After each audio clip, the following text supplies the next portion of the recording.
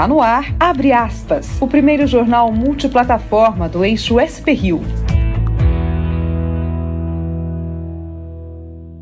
Muito bem, estamos ao vivo com você, amigo internauta, e começando agora mais uma edição do jornal Abre Aspas, o jornal primeiro multiplataforma da região São Paulo-Rio, do eixo São Paulo-Rio, e comigo aqui nos estúdios está o Lincoln Delgado e o jornalista José Guilherme Ferreira. Um bom dia para vocês. Bom dia, Lincoln. Bom dia. Bom dia, Rodrigo.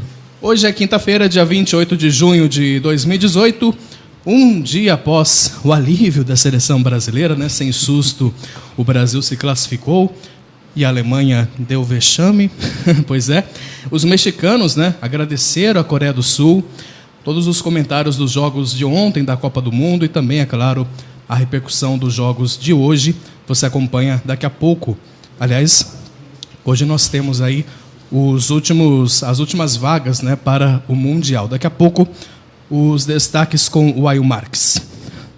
Bom, aqui no Brasil, os ministros do Supremo repercutem a decisão da segunda turma de mandar soltar o ex-ministro José Disseu, né? Alguns até acreditam que a mesma postura adotada pelo Supremo pode acabar beneficiando o ex-presidente Lula. O ministro Edson Fachin resolveu enviar o pedido da anulação da delação premiada da JF ao plenário do STF. Na nossa região, a polêmica envolvendo o aval que a Prefeitura de São José deu para que a Queiroz Galvão, que é uma empresa investigada na Operação Lava Jato, que construa a ponte estaiada aqui na cidade. Esses e outros destaques dentro de instantes. Jornal Abre Aspas. Jornal Abre Aspas. Mais uma vez a edição do Jornal Abre Aspas nesta quinta-feira, e a gente começa a edição de hoje com o comentário do jornalista José Guilherme Ferreira. Eis a questão. O mais novo outsider das eleições deste ano deve ser anunciado hoje pelo líder do DEM na Câmara dos Deputados, Rodrigo Garcia. É o apresentador José Luiz da Atena, da Rede Bandeirantes. Aventou-se até a hipótese de apresentá-lo a uma chapa presidencial, a exemplo do que partidos desesperados por votos sempre ensaiam fazer com figuras populares da TV. Seria, evidentemente, um passo maior do que a barriga. Datena será candidato ao Senado, e já não é pouca coisa. Ao BR-18, disse que quer ajudar o país. Disse ainda que, se ninguém entrar na política porque ela é podre, o Brasil não vai mudar nunca. Já vimos discursos como esse, que podem até mostrar uma boa intenção genuína. Mas os anunciados salvacionistas são logo barrados pelas máquinas partidárias e pelo jogo pesado do Congresso. Sem reforma política não há saída. Isso sim é Brasil urgente. São Paulo tem 2 vagas ao Senado. Numa pesquisa Ibope recente, Eduardo Suplicy aparecia em primeiro lugar com 30% dos votos. Datena vinha logo abaixo com 26%, à frente de Marta Suplicy com 18%. É claro que esses números devem crescer com a oficialização da candidatura hoje, que conta com o apoio de João Dória, candidato do PSDB ao governo. E vale fazer uma provocação.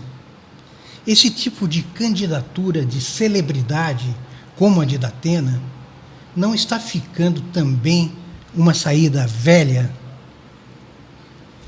A gente já viu alguns políticos, alguns famosos entrando na política, né, Lincoln? E alguns até que acabam tendo uma performance boa aí no Congresso, mas a gente tem que ficar atento, né? A questão é de separar o fã de realmente algo que dê realmente projeção futura de crescimento para o Brasil, né? Temos aqui no Brasil alguns exemplos, mas lá fora acho que 2 exemplos bem exitosos. Os Estados Unidos, Ronald Reagan, né, era um ator hollywoodiano que realmente foi alçado, é um dos grandes presidentes dos Estados Unidos, e mais recentemente o Schwarzenegger, que foi um governador da Califórnia e um governador inovador. Ele realmente trouxe à Califórnia toda uma área de sustentabilidade, todo um conceito novo para a Califórnia, que já é um estado já destacado nos Estados Unidos. Então, assim, são 2 exemplos de celebridades que, quando entraram na política, resolveram fazer a coisa certa e a coisa séria, né, Zé? Pois é. Tomara que o Datena também tenha esse rumo. Tem um conhecimento muito grande, não só do Estado, como também de todo o país. Se ele pegar essa experiência e colocar a serviço da população, pode ser uma boa ideia, sim. Uma opinião pessoal minha, mas cachorro que ladra muito não morde, né? A gente viu muitas vezes o Datena criticando, sendo até mesmo firme nas reações dele, por exemplo, com relação ao governo do Estado. E quando vai o governador lá na presença dele, ele fica mais ameno, mais mansinho, né? Tem que ter todo aquele mais ritual. Político. Sei lá, vamos ver como é que vai ficar, possivelmente, caso ele seja, né, eleito, né? Em Brasília, os ministros do Supremo Tribunal comentaram a decisão da liberdade que colocou, né, a liberdade o ex-ministro José Dirceu, a decisão essa que foi da segunda turma. O petista deixou o presídio da Papuda na madrugada de ontem e foi direto para o apartamento dele em um bairro nobre da capital. José Dirceu foi cedo à vara de execuções penais em Brasília. Ele agora tem 5 dias para se apresentar à Justiça Federal em Curitiba, onde ele foi condenado. Enquanto isso, em Porto Alegre, o Judiciário negou um pedido da União que queria parte dos quase 23 milhões de reais confiscados do ex-ministro e repassados à Petrobras. Ainda na Justiça, a decisão de soltar Dirceu teve repercussão hoje. Ministros que analisaram o caso na segunda turma do Supremo Tribunal Federal comentaram o julgamento. Perguntado se o resultado seria uma retaliação por ter mandado o pedido de liberdade do ex-presidente Lula ao plenário, Edson Fachin, o único voto derrotado ontem, disse que tem paz na alma. O que um magistrado tem é aquilo que se denomina de fé constitucional. O que integra suas convicções pessoais fica para o lado de fora da porta da sala de julgamento. E é assim que eu tenho me portado. E é isso que me dá paz na alma para fazer os julgamentos. Mas desconversou quando o assunto foi o possível impacto da decisão sobre o pedido de liberdade de Lula. Vamos torcer à tarde, juntos. Já o ministro Gilmar Mendes, que votou pela libertação de Dirceu, disse que os casos são diferentes. No caso do presidente Lula, nós temos inclusive um habeas corpus já decidido pelo plenário. Cada caso tem que ser considerado nas suas singularidades. Como Fachin, ele também negou uma possível retaliação. Avaliou a decisão de soltar Dirceu como normal e elogiou 2 casos recentes no tribunal. Um que colocou limites nas delações premiadas e outro que proibiu a condução coercitiva para prestar depoimento. Acho que coloca bem claro qual é o padrão de Estado de Direito que deve presidir o país, o Supremo voltando a ser Supremo. O ministro Marco Aurélio, que não participou do julgamento de Dirceu, cobrou análise de 3 ações declaratórias de constitucionalidade. Elas podem voltar a permitir a prisão só quando não houver possibilidade de recursos em nenhuma instância da Justiça, o chamado trânsito em julgado. Se nós tivéssemos colocado já em julgamento as ações declaratórias que liberei em dezembro de 2017, a questão estaria resolvida. E estaria resolvida sem se ter no processo um rosto. Dias Toffoli devia, no mínimo, se julgar suspeito em 2 dos casos, né? José Dirceu, que ele tem uma relação muito antiga com o PT, e com relação também ao deputado Capês, né? Que também o irmão do Capês foi assessor de Dias Toffoli. Mas a gente sabe que lá na segunda turma caiu na área pênalti, é brincadeira. O ministro Herman Benjamin enviou à Justiça Eleitoral de Minas Gerais uma ação penal contra o governador Fernando Pimentel, do PT, que tramitava no órgão. O processo é referente à Operação Acrônimo, né, realizada pela Polícia Federal. Ela investiga um esquema de lavagem de dinheiro em campanhas eleitorais envolvendo gráficas e agências de comunicação. O governador de Minas Gerais, Fernando Pimentel, é suspeito de ter utilizado esses serviços de uma agência durante a campanha dele, de 2014, sem a devida declaração dos valores, e de ter recebido vantagens indevidas. Segundo a denúncia, Pimentel teria intermediado um empréstimo do BNDES para a construtora JHSF, responsável pelo aeroporto Catarina, em São Roque, na região metropolitana de São Paulo. O valor teria sido usado como compensação pelo lobby que Pimentel fez para que o grupo pudesse operar no aeroporto. O governador Fernando Pimentel nega as acusações. O ministro Edson Fachin do Supremo autorizou a coleta de provas sobre as delações premiadas de 4 executivos da JF e afirmou que após essa fase a rescisão dos acordos será levada para a análise do plenário do tribunal. Desde o ano passado há um impasse sobre as delações. Em setembro de 2017, na reta final do mandato, o então Procurador-Geral da República, o Rodrigo Janot, pediu a rescisão das delações por omissão e má-fé dos irmãos Batista, o Joesley e o Wesley, também de Ricardo Saldi e Francisco de Assis.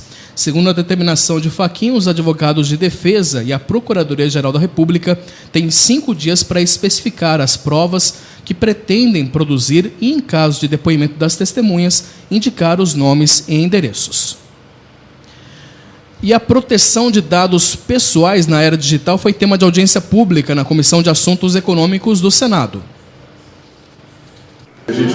O foco do debate foi o projeto aprovado pela Câmara dos Deputados, que está com a tramitação mais avançada e tem o texto mais próximo da legislação de proteção de dados, que entrou em vigor na União Europeia no dia 25 de maio.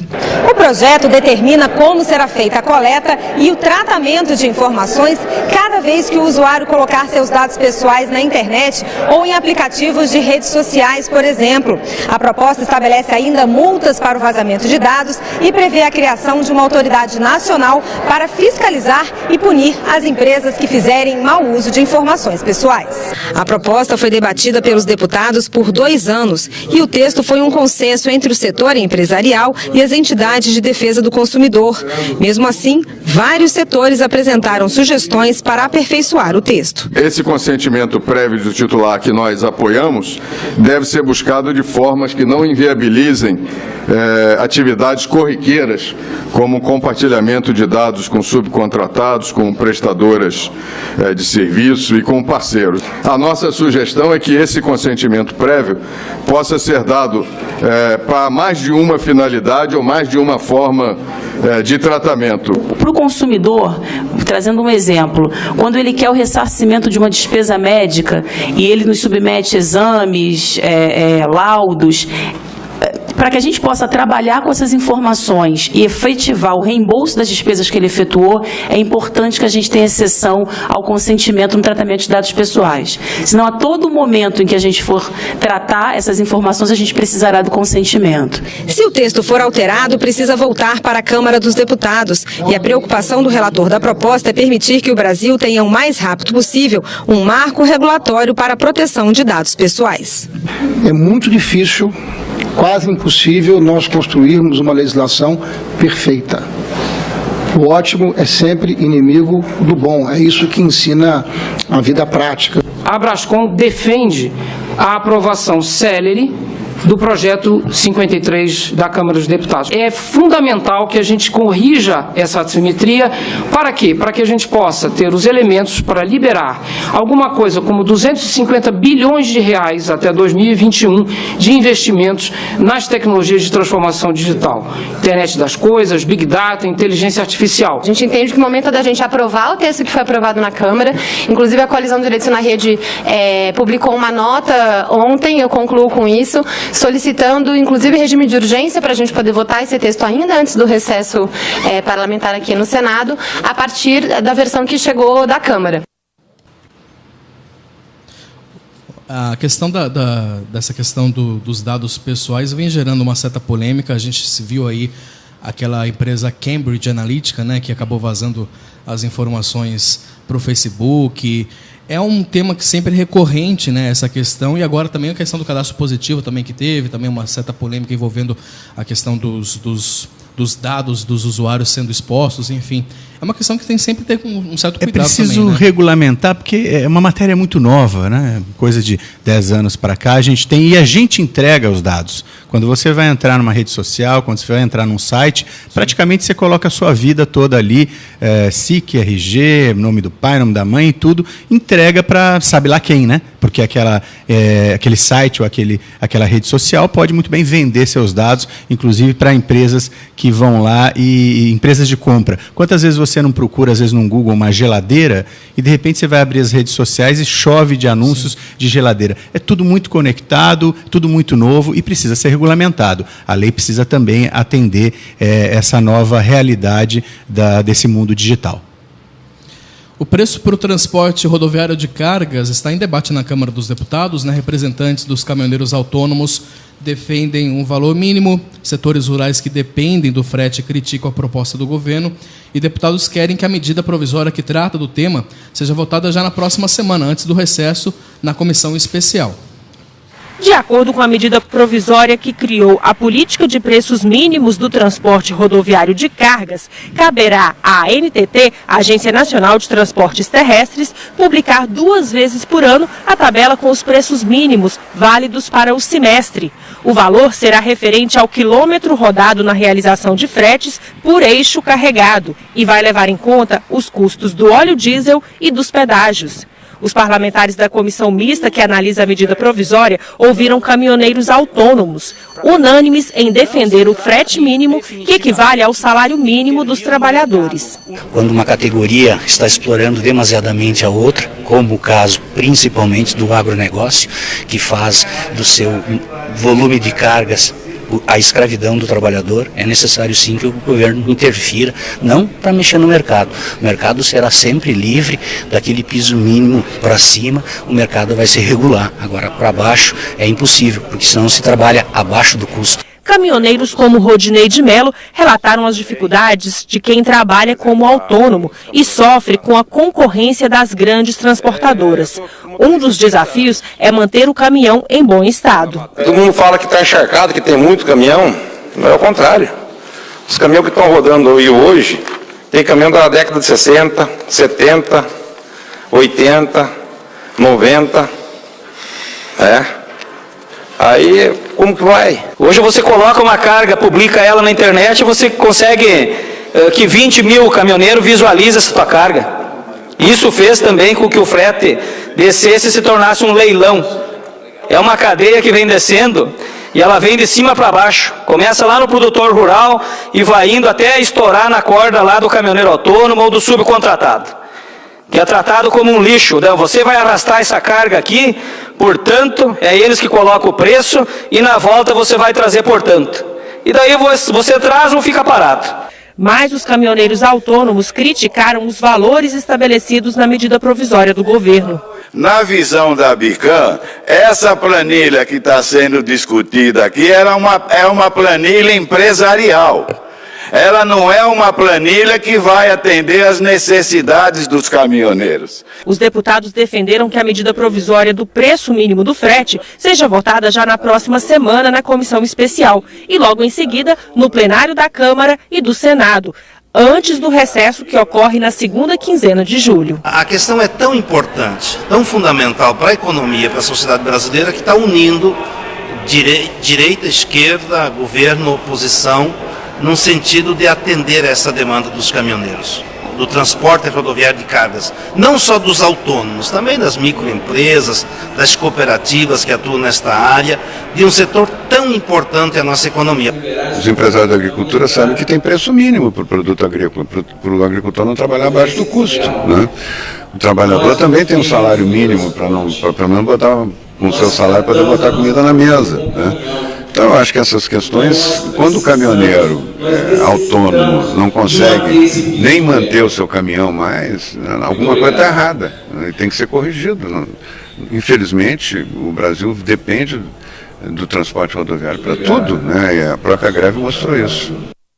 Essa frase foi importante. O Brasil depende muito do transporte rodoviário, né? Para tudo, né? Nós colocamos o transporte rodoviário não como um dos modais, mas principal modal, né? Praticamente não temos mais outros modais como o ferroviário. um aumento muito grande no número de caminhoneiros, uma facilidade até de comprar caminhões nos últimos anos, a economia em baixa, você tem uma equação que não fecha, né? Que é o frete mais barato por uma oferta de caminhões para circular nas nossas estradas. Infelizmente, a gente vai viver isso aí um bom tempo enquanto a economia não se aquecer e a gente ter realmente um frete, um valor mais decente. Vamos aos indicadores econômicos, falar um pouquinho do mercado. Na sua tela agora você vê a cotação do dólar comercial, que encerrou ontem em alta de 1,99%, cotado a R$ 3,87. O dólar turismo novamente saiu aí da casa dos R$ 4,00, né? Subiu aí, fechou em 0,20%, cotado a R$ 4,08. E a Bovespa encerrou o pregão lá em queda de 1,11%. Os juros médios cobrados pelas instituições financeiras do cheque especial e no cartão de crédito voltaram a cair no mês de maio, segundo dados divulgados ontem pelo Banco Central. Entretanto, as taxas se mantêm acima dos 300% ao ano. No caso do cheque especial, os juros médios passaram de 321% ao ano em abril para 311,9% ao ano em maio, uma redução de 9,1 pontos percentuais. Já a taxa média do cartão de crédito rotativo caiu de 328,6% ao ano em abril, né, para 303,6% ao ano em maio. Apesar da queda na taxa de juros, a inadimplência do rotativo no cartão de crédito subiu de 33,7% para 34,8% entre abril e o mês de maio. Essa questão do spread é dramática, né? Por que não conseguem reduzir, né, Lincoln? E escraviza o próprio consumidor, porque uma vez que ele realmente não consegue pagar e vai fazendo o rotativo, né, ele entra realmente num juro de 300%, algo quase impagável. Não, é uma bola de neve, né? Sem dúvida alguma, isso vai prejudicando a economia. Então, é preciso muita consciência no gasto do crédito. Se não tiver, não faça, porque senão você é escravizado por um juro ímpar, né? Não existe um juro dessa forma no mundo. Nós vamos para um breve intervalo, na sequência tem mais informações. Jornal Abre Aspas. ST Rio Mais. Conteúdo de verdade. A Companhia Atlética quer te ajudar a cumprir as metas para esse ano de 2018. São mais de 30 modalidades de aulas por dia. Venha nos conhecer. Escolha uma atividade física que combine com sua rotina. Mantenha o corpo e mente em forma para o dia a dia. Agende uma visita. Faça uma aula experimental.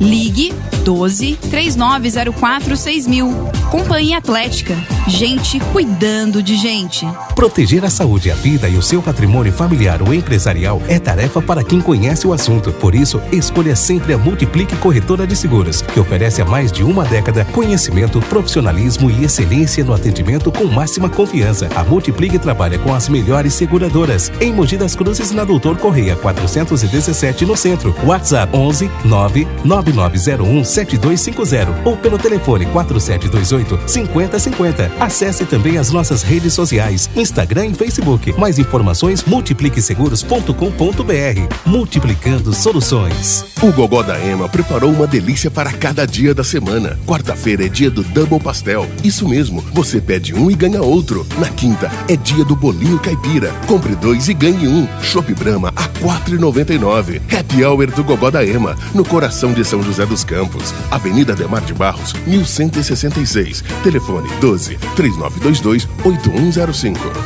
Sabe por que viver em São José é tão bom? Porque a Prefeitura de São José criou o programa Pro Estudo para dar oportunidade ao estudante que não tem condições financeiras de fazer uma faculdade. São 622 bolsas para estudar na ETEP Faculdades e na Faculdade Bilac. O curso todo será gratuito. Se liga, veja no site da Prefeitura como se inscrever. Afinal, um programa que muda o futuro dos nossos jovens só é bom se for bom para muita gente. Prefeitura de São José dos Campos. Conheça a nova loja da Unimed São José dos Campos no Center Valley Shopping. Um espaço moderno moderno, aconchegante e com muita comodidade para melhor atendê-lo. Em nossa loja de vendas você realiza serviços como protocolo de solicitação de exames, autorização de procedimentos, solicitação de segunda via de carteirinha, emissão de segunda via de boleto, e você também pode adquirir o melhor plano de saúde para a sua família e sua empresa. Venha conhecer nossa loja e desfrutar do espaço feito para você no Center Vale Shopping Piso Vale. Fone 2012-7270. Unimed São José dos Campos. Cuidar de você. Esse é o plano. Jornal Abre Aspas. Retornando aqui com o Abre Aspas desta quinta-feira, deixa eu agradecer a sua audiência, você que está conectado conosco pelo sprriomais.com.br e também você acompanha pelas demais redes sociais da SP Rio Mais. Agradecendo pela sua audiência, interaja sempre conosco, visite lá o nosso site, visite o sprriomais.com.br e aí você vai ter os links, né, para YouTube, Facebook, Instagram. Curta lá, vai lá, curta, siga, né, e se inscreva no nosso canal. Sendo um youtuber praticamente aqui, né? Se inscreva no nosso canal, dá joinha, compartilha. É importante essa interação cada vez mais. A sua audiência, a sua participação é muito importante aqui pra gente. Vamos falar da previsão do tempo, como é que fica o tempo para hoje em toda a nossa região? Fala, Caio Souza. Fala, Rodrigo Fernandes, e apesar aí da quinta-feira ter começado com um denso nevoeiro em diversos pontos aí da nossa região, nós teremos mais um dia, na verdade, né, de tempo estável. Nós teremos aí céu claro com poucas nuvens, bastante sol, não temos previsão de chuva e a umidade relativa do ar no período da tarde vai ficar baixa novamente. Vamos lembrar sempre de beber bastante água. Já as temperaturas vão ficar bem parecidas com as que a gente viu na quarta-feira. A máxima prevista na região do Vale do Paraíba é de 28 graus. Já na capital paulista teremos 27, no litoral norte poderemos chegar até aos 30 graus e na Serra da Mantiqueira, 21 graus de máxima. Caio Souza, direto da Sala de Operações do Tempo Vale, para o Jornal Abre Aspas. Muito bem, obrigado, Caio, pelas informações. A gente agradeceu aqui a audiência. Deixa eu mandar um abraço aqui para o Jair Araújo, que está com a gente conectado aqui. Muito obrigado, viu, Jair? Ele comentou aqui sobre a candidatura do Datena, né? Falando que ele é muito arrogante, que o gestor público não pode ter essa posição, que o Brasil é diferente dos Estados Unidos. Enfim, ele meio que criticou aqui. A gente é tudo muito novo, né? A questão dessas candidaturas, mas a gente tem que ficar realmente com o pé atrás e estar monitorando esses famosos aí que querem, né, se colocar aí à disposição para algum cargo público, né? Então, obrigado, viu, Jair? Jair Araújo, que está junto com a gente, deixa o seu comentário, né? Deixa a sua opinião. É muito importante, sim, a sua opinião aqui com a gente no Abre Aspas. Bom, o ministro Ricardo Lewandowski, do Supremo Tribunal, proibiu o governo de privatizar empresas estatais sem prévia autorização do Congresso.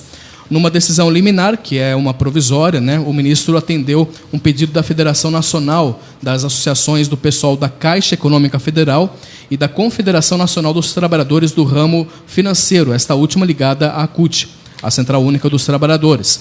Na ação, as entidades questionavam a constitucionalidade de trechos de uma lei de 2016 que determina como os poderes executivos, federal, estadual e municipal podem gerir as empresas públicas. Por isso, a liminar de Lewandowski também se aplica, né, a empresas públicas da União, estados ou municípios. O ministro considerou que para cada estatal deve haver uma lei específica, aprovada pelo Legislativo, para vender mais da metade das ações à iniciativa privada. Para ele, cada estatal precisa de uma lei para ser criada e de outra para ser extinta. A liminar, proferida de forma individual, ainda poderá ser revertida pelo plenário do Supremo. A data do julgamento depende da decisão da presidente da Corte, a ministra Carmen Lúcia. Com a tendência de candidatos de direita entrando agora, talvez, para presidente ou governador, a gente tem uma tendência também de privatização. E, de repente, a justiça já começa a entrar nessa seara e segurar uma possível onda de privatização que venha com candidatos, principalmente de candidatos de direita, que têm se mostrado favoráveis a privatizar algumas empresas públicas, né? E os pagamentos do PIS/PASEP já somam quase 800 milhões de reais em saques na primeira semana. A primeira fase de pagamentos termina nesta sexta-feira. A funcionária pública Edna e a sua amiga Rosilda não sabiam que tinha direito ao saque. A notícia foi uma surpresa e o dinheiro chegou na hora certa. Como eu estou mexendo com reforma, veio cair assim como uma luva ali, direitinho. Um problema menos, né? Eu paguei o IPVA do meu carro e agora estou tranquila. Assim como Edna e Rosilda, brasileiros que trabalharam entre 1971 e 1988 já podem sacar os recursos junto ao fundo PIS/PASEP. Nesta fase, os pagamentos serão feitos para quem tem mais de 57 anos. Por meio de um decreto, o governo baixou a idade para os saques. Antes, para esse grupo, só era permitido a retirada do dinheiro em caso de aposentadoria ou para trabalhadores com mais de 60 anos. A exemplo dos saques das contas inativas do Fundo de Garantia por Tempo de Serviço, FGTS, ocorridos no ano passado, a expectativa é que a ampliação da idade de pagamentos do Fundo PIS/PASEP também ajude a aquecer a economia. Estão disponíveis para saques quase 35 bilhões de reais e mais de 28 milhões de pessoas serão contempladas. Pelos calendários da Caixa Econômica e do Banco do Brasil, em julho haverá uma pausa operacional do fundo PIS/PASEP para que haja correção dos valores do exercício. Neste mês, não serão permitidos saques. Entre agosto e setembro, os pagamentos voltam a ser feitos já com os valores reajustados para todas as idades. Após setembro, os recursos voltam a ficar disponíveis apenas para quem tem 60 anos ou mais. E o pré-sal. O pré-sal tornou o estado de São Paulo como um dos maiores produtores de petróleo e gás do país em menos de 8 anos. Isso por causa das reservas da Bacia de Santos, e a exploração pode causar avanços nas cidades aqui da região. De janeiro a maio deste ano, a produção de petróleo em São Paulo já passou dos 54 milhões de barris. O estado está entre os maiores produtores do país. Com a distribuição dos royalties e participações especiais, o governo paulista arrecadou mais de 930 milhões de reais nos primeiros 5 meses do ano. Os royalties são uma espécie de compensação paga aos municípios afetados pela exploração do petróleo e do gás natural. Quanto mais impactada, mais a cidade recebe. Mauá é uma das cidades mais pobres do ABC paulista. Mas a realidade por aqui pode mudar graças ao pré-sal. O município recebe royalties por causa do gás. Uma das refinarias mais importantes do país fica aqui. De janeiro a abril, Mauá recebeu mais de 2.200.000 reais. Pode aplicar o recurso em educação, saúde, transportes, enfim, naquilo que for mais adequado e no momento que a cidade estiver necessitando, né? Só no estado de São Paulo, 25 cidades recebem royalties pela descoberta e pela exploração do pré-sal na Bacia de Santos. A maioria fica no litoral. Na distribuição do dinheiro, a cidade de Ilhabela, no litoral norte, é a que mais recebe. Em 5 meses, o município recebeu quase 288 milhões de reais. Há 6 anos atrás, o Estado de São Paulo recebia, entre municípios e estados, coisa da ordem de 200 milhões de reais. O Estado praticamente não recebia nada. No ano passado, recebemos 2 bilhões e 500 milhões de reais. E este ano, deveremos receber alguma coisa em torno de 3.200 a 3,5 bilhões de reais. Então nós temos urgência em explorar. E São Paulo está hoje se dedicando exatamente a isso. E o Departamento de Proteção e Defesa do Consumidor do Ministério da Justiça notificou as 4 principais distribuidoras de combustíveis do país por questionar aí, por que não está sendo dado em todo o país o desconto de 46 centavos no preço do óleo diesel. Essa foi uma das promessas do governo para encerrar aquela greve dos caminhoneiros no mês de maio. 3 semanas depois do fim da greve dos caminhoneiros, a redução média do preço do combustível nas bombas é de 37 centavos. O governo acertou que esse desconto seria de 46 centavos. E agora quer saber por que as empresas não estão repassando este desconto para os consumidores. As empresas vão ter um prazo de 10 dias para se justificar, apresentar notas fiscais. Caso não consigam se justificar, elas podem receber multas que chegam até a 9 milhões de reais. De Brasília, Márcia Fernandes.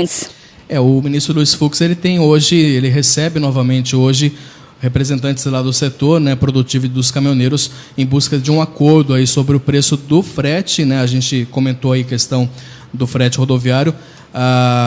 E pegando gancho também com essa questão toda envolvendo a greve dos caminhoneiros. Aliás, a gente até comentou isso, né, que o governo ele abriu demais aí a questão dessas reivindicações dos caminhoneiros, e agora, com vários tipos de mudanças na política e tudo mais, agora está tendo prejuízos, consequências desse ato meio que, podemos dizer assim... Emergencial e inconsequente, eu diria até, né? Porque são 5.500 municípios no Brasil. Como fiscalizar na bomba dos postos de gasolina esse desconto? É impraticável. E com isso a gente vai se arrastando ainda essa política indefinida do frete, da questão dos caminhoneiros, e já é uma segunda reunião com o ministro Fux. Espero que essa tenha um pouco mais de êxito do que a semana passada. Se isso não ocorrer, a tendência é que o tema volte para uma audiência pública no dia 27 de agosto. Então vai se arrastar. Ali tem o recesso e tudo mais, as férias, né? As férias escolares, né? A gente comenta isso. Essa greve dos caminhoneiros está rendendo, né? E deve render até a eleição. Se empurrar isso tudo para outubro, sem dúvida nenhuma, uma das perguntas do debate vai ser: e aí, você é a favor ou contra, né? A greve dos caminhoneiros? E uma audiência pública realizada na Câmara dos Deputados debateu a crise nos Correios. Representantes dos empregados acusam a empresa de estar realizando demissões e o fechamento de agências. Os Correios tiveram lucro de 600 milhões de reais em 2017, depois de sofrer prejuízos em 2015 e 2016. Representantes dos trabalhadores vieram à Câmara dos Deputados questionar o estudo de uma consultoria que teria indicado o fechamento de 513 agências com 5.300 demissões. A empresa está passando por um processo de reestruturação grande, onde a gente entende que vai acabar numa privatização. A direção dos Correios nega que esteja preparando privatização, demissões ou a redução da rede. O projeto que a gente está conduzindo prevê a ampliação de 13 mil pontos hoje para 15 mil. Você pode sim otimizar, por exemplo, uma agência, fundir uma agência na outra, para diminuir custos de imóvel, de aluguel, de luz, de telefone. Isso não significa em momento nenhum demissão, nem e muito menos em privatização. Os Correios têm hoje 110 mil empregados e cerca de 12 mil agências. 6.300 próprias, 4.600 comunitárias em convênio com prefeituras, 900 franqueadas e 210 terceirizadas. Eles também falam de fechar agências nas pequenas cidades, né? É deficitário e tal. Só que eles se esquecem que a empresa é uma empresa pública e que ela tem um compromisso com a sociedade, né, de garantir a cidadania, né, de garantir a integração do país. O que a gente precisa fazer é ampliar o contato entre as mais variadas regiões, fortalecendo os Correios. Não o que o governo do senhor Michel Temer está fazendo, que é sucatear para justificar a privatização. Os deputados estão discutindo projetos para dar preferência aos Correios nos serviços postais do governo. Isso significa aproximadamente 20 bilhões de lucro por ano. Significa a redenção e a salvação dos Correios. A direção dos Correios é favorável à proposta, mas nem todos concordam. Qual é o compromisso de governo? Saúde, educação, segurança pública, infraestrutura. Então, a concentração naquilo que é obrigação do governo é que tem que se concentrar. Situação delicada, né, Lincoln? Aumento do comércio eletrônico simplesmente bombou aí de produtos para serem entregues no correio. Não é possível, eu quase acho que uma unanimidade, dizer que a gente ficar dependente de uma única empresa em pleno século XXI, o mundo inteiro você tem opções de preço, né, e eficiência. Aqui não, você fica simplesmente dependente dos Correios e o prazo que eles têm. Muitas vezes prazos que estouram aí o que eles comprometem quando você vai pagar para ser entregue. Muito bem, Jornal Abre Aspas, na edição desta quinta-feira, dia 28 de junho, nós vamos para um breve intervalo, daqui a pouco retornamos. Jornal Abre Aspas. SP Rio Mais. Conteúdo de verdade. Que o leite pasteurizado é o melhor leite, você já sabe. E agora, a Cooper tem duas novidades. O antigo leite C Cooper agora é leite Paraíba Cooper. E o leite B Cooper agora é o leite Cooper Top. 2 novos produtos com a marca que você sempre confiou, de qualidade qualidade incontestável. Prefira sempre o melhor.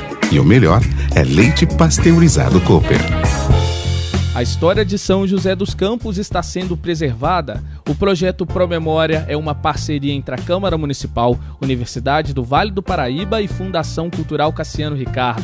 No site você pode pesquisar centenas de fotos, jornais antigos e depoimentos que contam a história da cidade. Acesse câmarasjc.sp.gov.br/promemória. Câmara Municipal de São José dos Campos. A vida da cidade passa por aqui.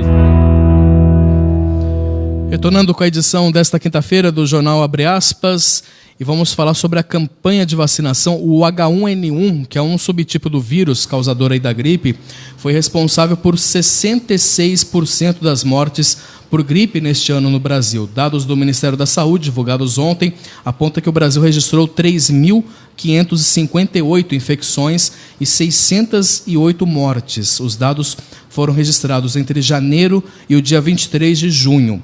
Dentre os tipos e subtipos do vírus, o Ministério da Saúde informa que o vírus H1N1 ele está circulando mais no território brasileiro. Segundo o Ministério da Saúde, a maior parte das mortes ocorreu em pessoas com doenças que aumentam o risco de complicações do vírus, né? Que é a questão de diabetes, muitos eram cardiopatas, enfim, ou já estavam com alguns problemas respiratórios.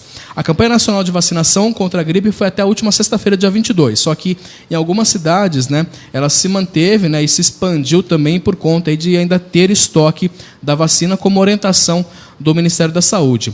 Na atualização dos grupos prioritários, as gestantes, você está vendo agora aí no gráfico, as gestantes tiveram o menor índice com 73,2%. E as crianças com 73,4%, grupos aí de risco que acabaram não conseguindo ter essa meta estipulada pelo governo, né? Já o grupo dos professores superou em 100,5% o alcance da cobertura de vacinação. Entre as regiões, o Sudeste está com a menor cobertura até o momento, com 81%, já a região Centro-Oeste tem registrado a melhor posição, com 97,6% da cobertura vacinal. Muita gente comenta que tem medo, mas é importante se vacinar, né? É importante ter essa...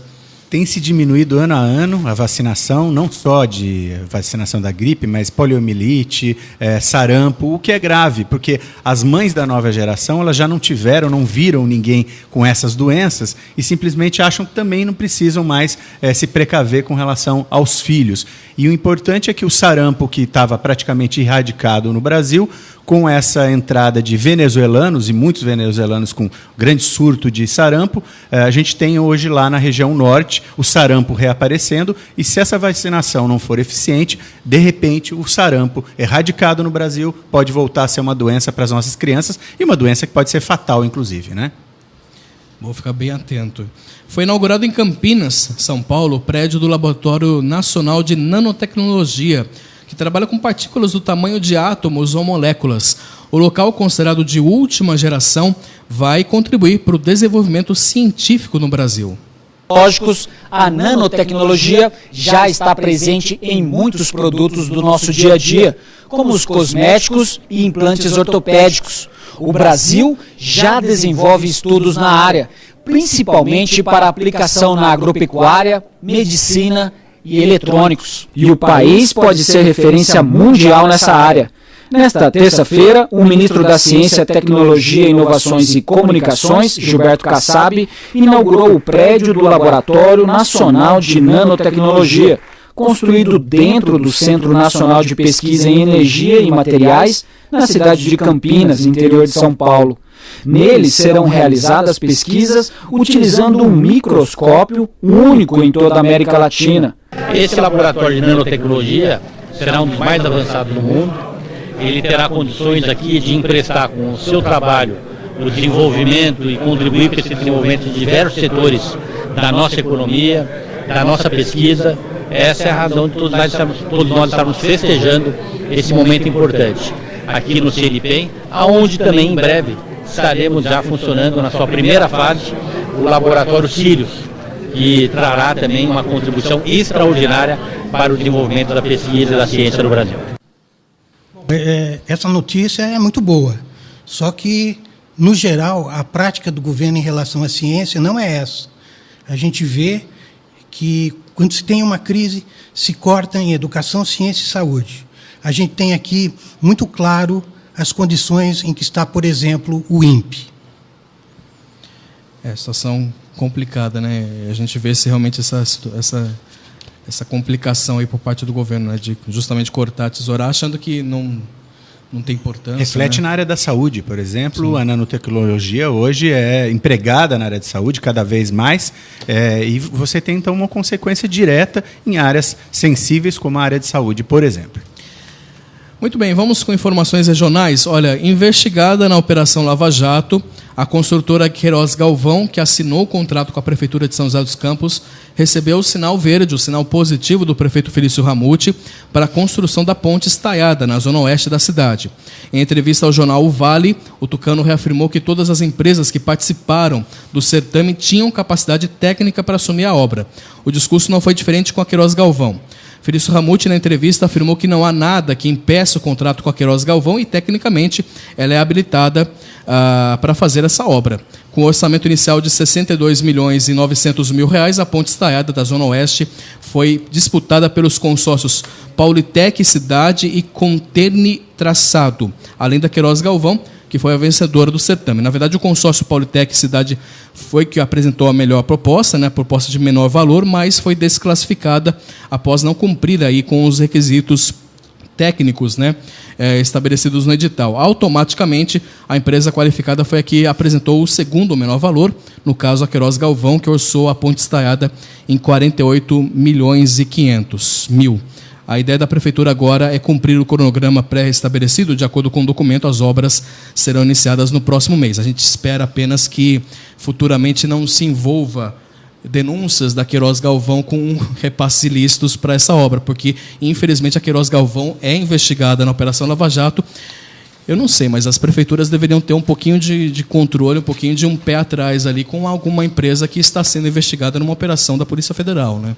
Mas se está tudo certo, se está tudo ok... No entanto, essas grandes ainda empreiteiras estão funcionando, têm que funcionar, porque elas têm toda uma expertise, né, para uma série de obras de arte, como uma obra de arte dessa numa ponte estaiada. O que precisam é uma fiscalização rigorosa dos recursos públicos, inclusive, que são colocados já, carimbados para a feitura ou a confecção dessa ponte. Então é preciso fiscalização da população e a gente toca o barco.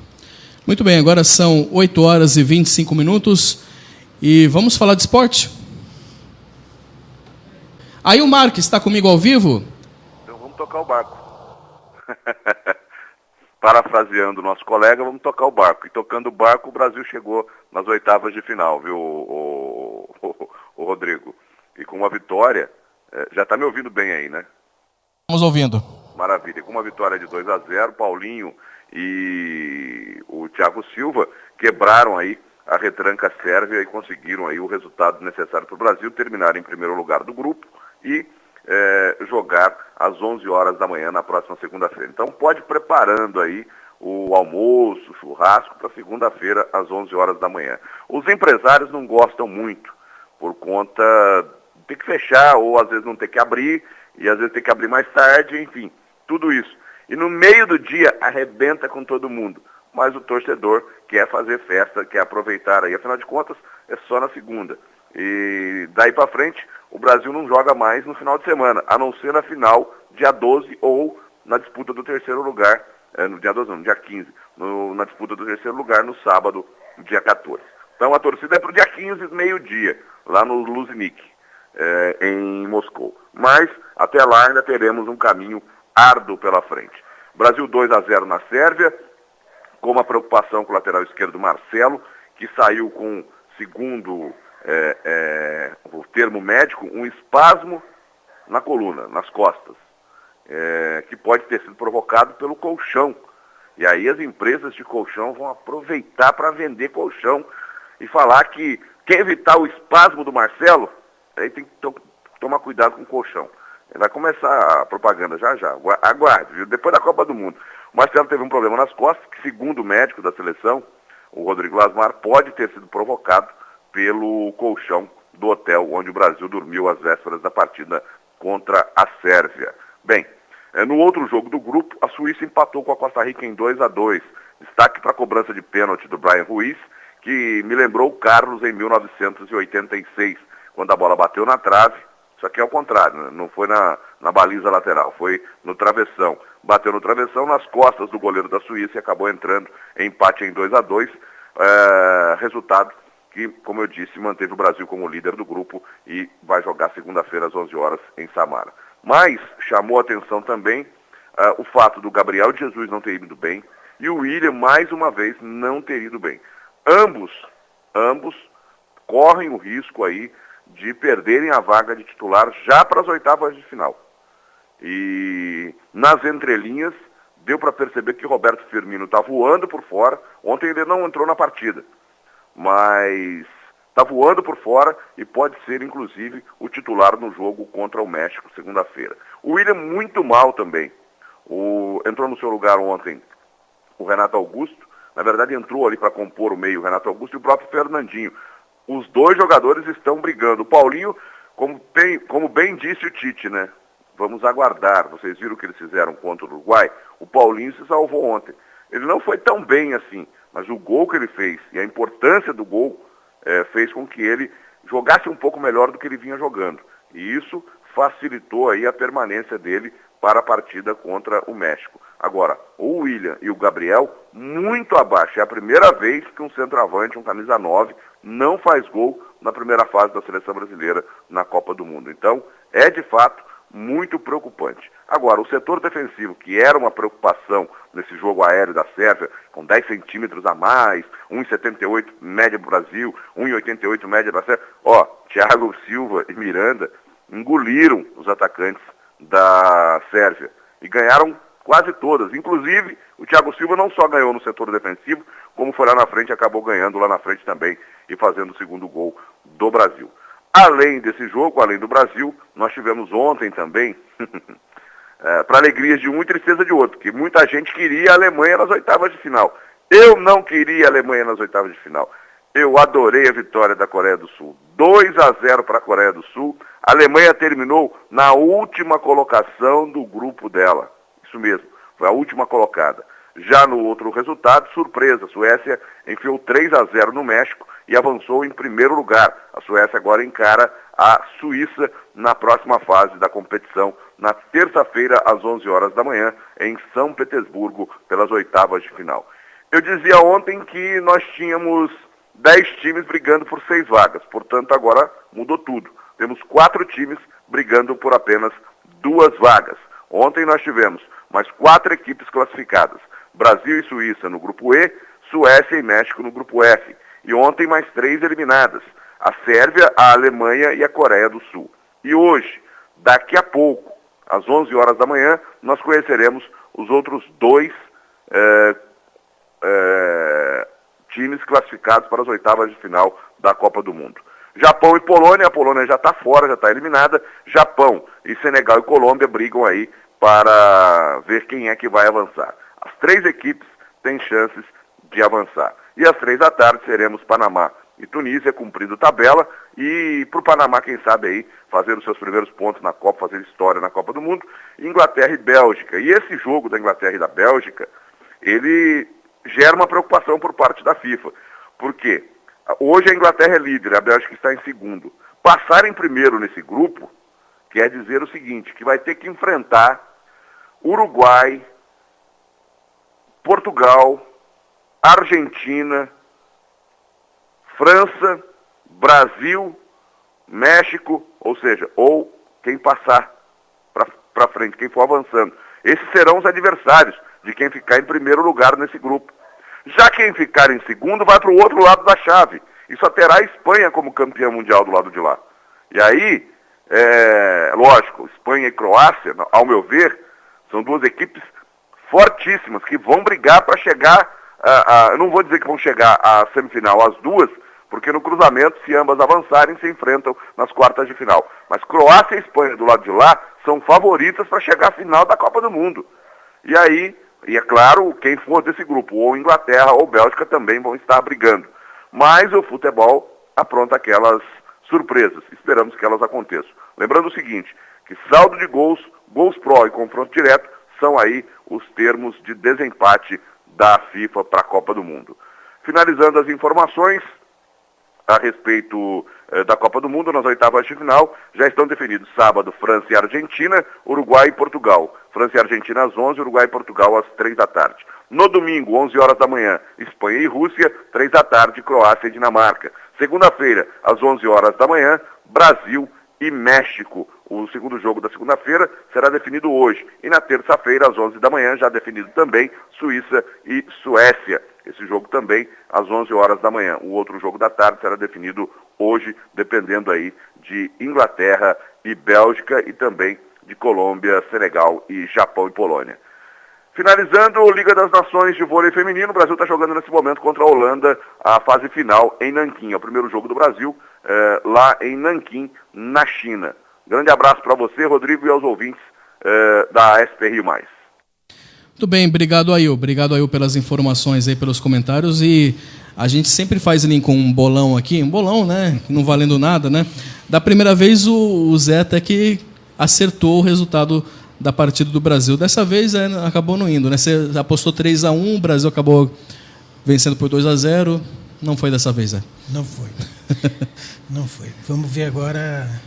Agora são os mexicanos agora, essa nova né? fase é um mata-mata, né? Felicidade dupla. E já tem umas coisas na internet somando todos os gols que a Alemanha tomou 7 gols e fez um só. Já falaram, olha, devolvemos o 7-1 em parcelas. Pois é. O legal da Copa também são os memes, né? Haja meme. Do Maradona ali rendeu um meme, nossa, doidado, né? Não sei se vocês viram uma imagem do Neymar, puseram assim rodinhas de bicicleta infantil, né? Para não cair, né? Tá preparado para o jogo. Ou assim, vou beber até ficar de pé. Muito bem, muito bem. É com essa descontração que a gente termina agora a edição, agradecendo mais uma vez o Zé, que sempre está conosco aqui, nos ajudando na bancada. Amanhã você volta, né, Zé? Obrigado. Amanhã. E Lincoln, uma ótima semana para você. Obrigado mais uma vez por compor a nossa bancada aqui. Uma ótima semana para todos nós.